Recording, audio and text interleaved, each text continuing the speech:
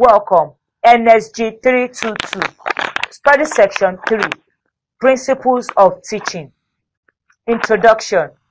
This study section focuses on what teaching is. You will learn how teaching correlates with learning. In the course of this study section, you will understand how different authors perceive teaching, principles guiding teaching, and how the principle assisted in the organization of the content of this study section. Learning outcomes. When you have studied this section, you should be able to describe teaching, differentiate between teaching and learning, explain the main purpose of teaching, state some principles of teaching. Concept of teaching. The first thing we are going to do here is to define teaching. Teaching refers to the process of imparting knowledge and skills from a teacher to a learner. It encompasses the activity of educating or instructing. It is an art or experience that has a formative effect on the mind, character, or physical ability of an individual. The purpose of teaching goes far beyond the transfer of information. The true purpose of teaching is to create the potential for improvement in the life of the one being taught. It may be described as the art of imparting knowledge, art of helping one to learn, art of transmitting knowledge to a recipient. Teaching can be defined as channel of transmitting information. Teaching can be viewed as a clarifying process which takes into account the readiness of the learner to accept new material.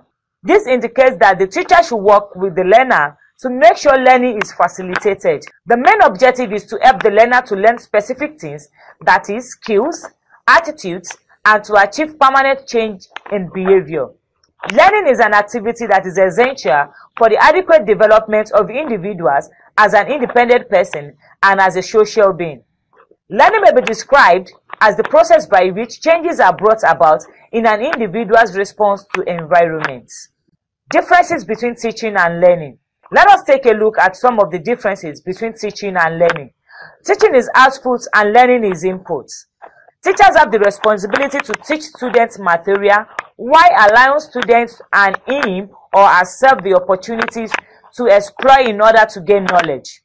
Teaching is teaching others what you have learned, while learning is learning what others teach you.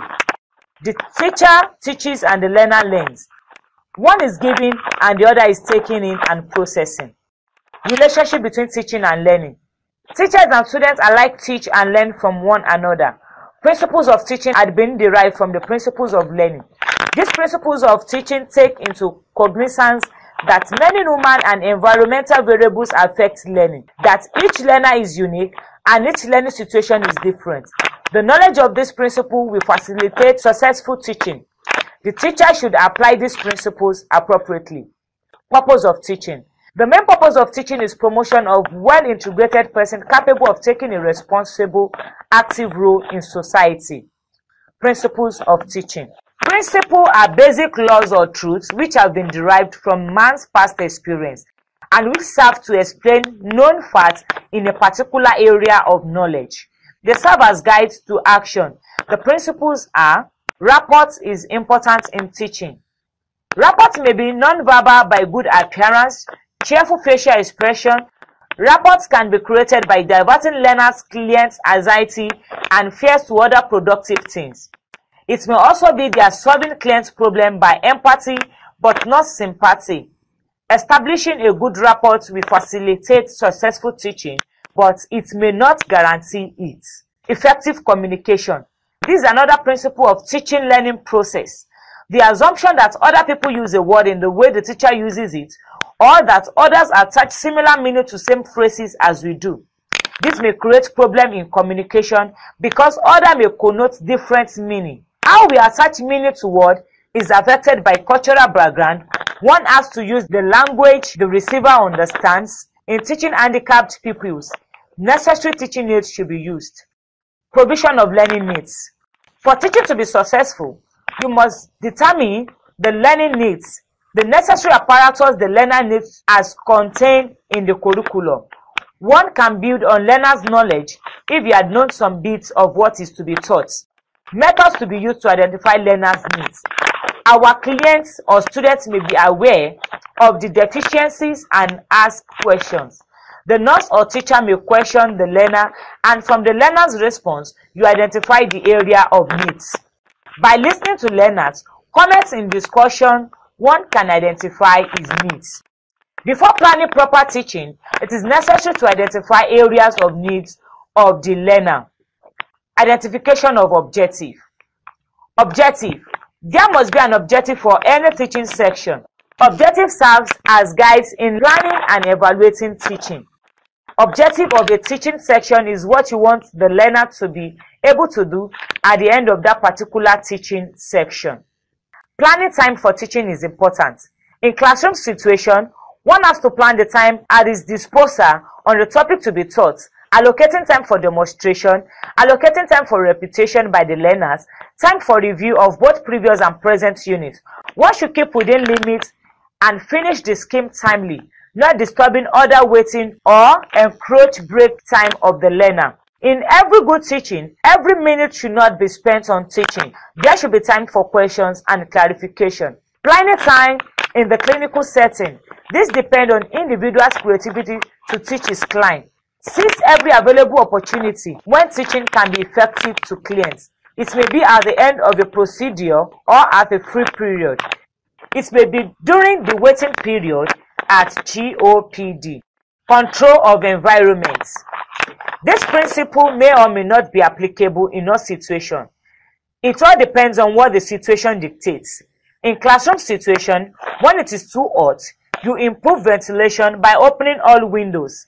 Use electric fan or air condition. If possible, when it is cold, you do otherwise.